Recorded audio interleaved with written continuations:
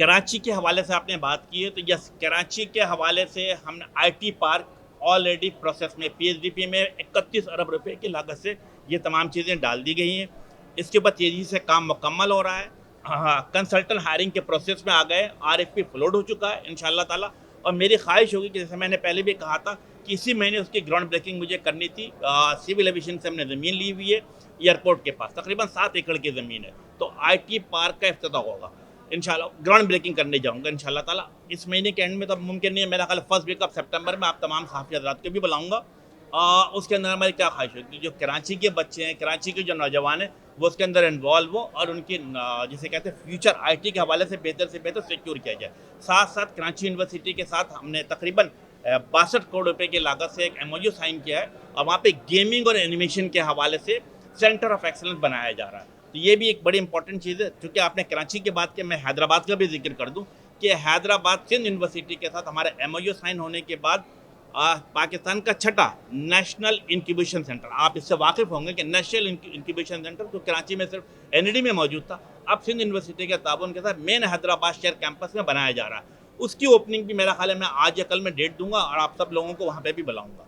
जहाँ तक बारिश से रिलेटेड ताल्लुक है, आपके इल्म में कि जो हमारा मेट्रोलॉजिकल डिपार्टमेंट है वो हमारे मिनिस्ट्री में नहीं आता है, वो अलग मिनिस्ट्री के साथ है। लेकिन जब जब जहाँ जहाँ वो हमसे हमसे कोऑर्डिनेट करने के लिए करेंगे, बात करने की कोशिश करेंगे, हम उनको बिल्कुल हेल्प आउट करेंगे, मॉडर्न टेक्नोलॉजी के साथ उनको साथ लेके चलने की हमेशा, जैसे कहते हैं कि आपके नज़र पे होगा कि अभी कुछ ही दिन पहले, मेरा ख्याल है कि 4 दिन पहले हमने पाकिस्तान की डिजिटल पुलिसिंग शुरू की है।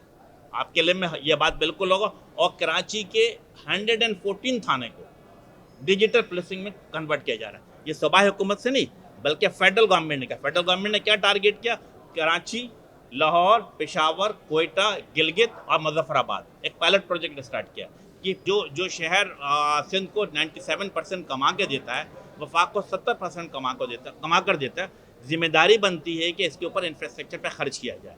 मैं समझता हूँ कि अगर आप ये देखेंगे कि ग्रीन लैंड का मनसूबा हो, K4 का मनसूबा हो या सेंसस का है, ये तमाम चीज़ों पे हमने प्रॉपर जिसे कहते हैं मॉनिटरिंग भी कर रहे हो। मैं हमारी ख्वाहिश है कि वक्त पे मुकम्मल हो ये तमाम प्रोजेक्ट हो। पिछले माली साल के मुकाबले में, जो कि हमने पिछले माली साल 2.1 बिलियन पे क्लोज किया था, इस साल जो हमने 30 जून को क्लोज किया वो 2.61 बिलियन है, जो कि 25% के साथ इजाफा हुआ है। और मंथ टू मंथ ये वेरी करता है। हमने टारगेट सेट किया हुआ है इंशाल्लाह ताला कि अगले साल $5 बिलियन तक आईटी एक्सपोर्ट को लेकर जाएंगे। कमिंग बैक आपके सवाल पे कि यस, आर्टिफिशियल इंटेलिजेंस हो गया, साइबर सिक्योरिटी बड़ी इंपॉर्टेंट चीज़ है। हमारी मुकम्मल तौर पर इस पर ध्यान है। साइबर सिक्योरिटी के हवाले से मुख्तलिफ हैकाथॉन का भी इनेकाद किया गया है और साइबर सिक्योरिटी पॉलिसी भी तकरीबन मेरा ख्याल है कि तैयार पड़ी हुई है, तमाम चीज़ें बल्कि अप्रूव की हुई है, बिल कैबिनेट से अप्रूव भी है। आर्टिफिशियल इंटेलिजेंस के हवाले से या ब्लॉकचेन के हवाले से we are working on it. हम इसके ऊपर भी, जिस तरह हमने तकरीबन पिछले 1.5-2 सालों के अंदर 8 या 10 पॉलिसी हमने कैबिनेट से अप्रूव कराई, इंशाल्लाह ताला ब्लॉकचेन के ऊपर भी, आर्टिफिशियल इंटेलिजेंस के ऊपर हमारा काम जारी है और आप देखेंगे कि अच्छी ड्राफ्टिंग की पोजीशन में मौजूद है। इसके भी इंशाल्लाह ताला ईसीसी और इंशाल्लाह कैबिनेट से भी अप्रूव कराएंगे।